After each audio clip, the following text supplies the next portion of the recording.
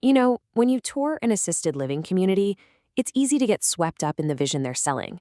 You see these beautiful dining rooms, vibrant lifestyles, happy residents, and it all looks like the perfect solution, a place of comfort, community, and real peace of mind.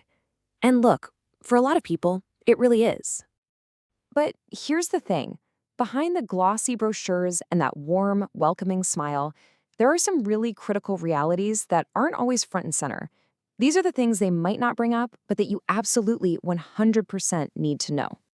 So think of this as your personal insider's guide. We're going to pull back the curtain on 5 key facts that are going to empower you to ask the right questions and make a truly informed decision. Let's get started with one of the biggest myths out there. First up, let's tackle a really common and honestly kind of dangerous misunderstanding about the level of medical care that's actually available day to day. Okay, here's your first major reality check. Assisted living communities are not hospitals. They're not clinics. They simply do not have doctors on staff, period. Now, some might have a registered nurse on the floor, but that's not as common as you'd think. And even if you go up a level to a full-on nursing home, their medical director is usually just on call. They're not physically there.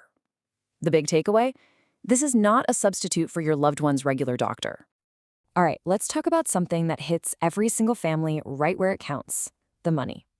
That price you see advertised on the website or in the brochure. Yeah, that's almost never what you're actually going to pay. So you might see a number like this, say $4,500 a month, and you start doing the math in your head. But you have to understand that number is just the starting line. It's the price to get in the door. It usually covers the room, maybe 3 meals a day, but it rarely tells the whole story. And this is where the costs can just explode. So many places run on what's called an a la carte model. You need help making sure mom takes her pills on time? That's a fee. She's not feeling well and needs a meal brought to her room? Yep, that's another fee.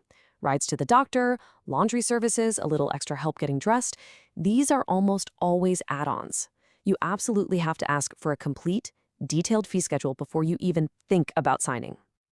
Sticking with the money theme, this next point is beyond critical, especially if you're an adult child helping your parents make this move, because how you sign that contract could have huge consequences for your own personal finances. Okay, lean in for this one, because the difference is everything. If you sign as an agent using your power of attorney, you're just signing on behalf of your parent. They are still the one who's financially responsible. But if you sign that same line as a guarantor, you are personally guaranteeing the bill. That means if your parents' money runs out, the facility can, and you better believe they will, come after you and your assets to pay up. So here it is, the magic phrase. This is the exact language from a certified elder law attorney that can protect you. You need to follow this to the letter. It makes it crystal clear that you are acting on their behalf, not as their financial safety net. It's such a tiny detail, but it has absolutely enormous consequences. Now, for a really tough topic, a lot of us think that once our loved one moves into assisted living, that's it. That's their home for good. But that's not always how it works. This phrase right here, this is the official, often cold language that communities use when they ask a resident to leave. It's a clause that's buried deep in that contract you sign, and it gives them a whole lot of power to decide who gets to stay and who has to go. So what triggers this? Well, it's usually one of 2 things. It could be behavioral issues, maybe something related to advancing dementia, or their health declines and their care needs just become more than the facility is equipped to handle. You have to read the fine print in the contract to understand exactly what their specific reasons for eviction are. And for our 5th and final fact, we have to talk about Medicaid. It's a financial lifeline for so many families, but getting a facility to work with you can be a real challenge because, to be blunt, they'd much rather have residents who can pay out of pocket. This chart really tells the whole story. It all comes down to the bottom line. Communities get paid less for a Medicaid resident than for a private pay one. So what do? They set aside a tiny fraction of their beds for Medicaid.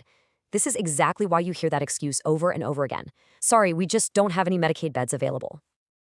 But check this out. There's a really smart strategy you can use. If you have a loved one who's already living there, paying privately, but you know they're going to need to switch to Medicaid soon, give the facility formal, written notice about 3 months ahead of time. See, it's a lot harder for them to say no to a current resident than it is to turn away a brand new applicant.